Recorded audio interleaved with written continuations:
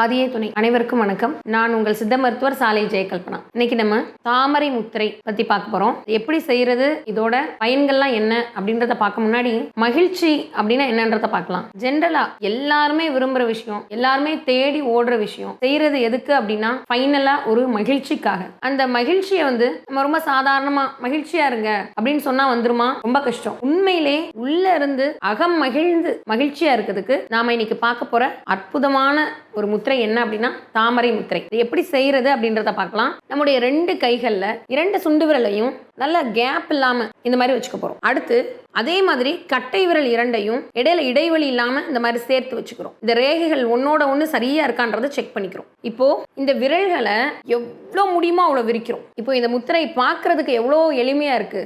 நீங்க ஜஸ்ட் செய்து பாருங்க. இந்த முத்திரையை எவ்வளோ தூரம் விரியுதோ அந்த அளவுக்கு உங்க மனம் இறுக்கம் இல்லாம விரிந்திருக்குன்னு அர்த்தம்.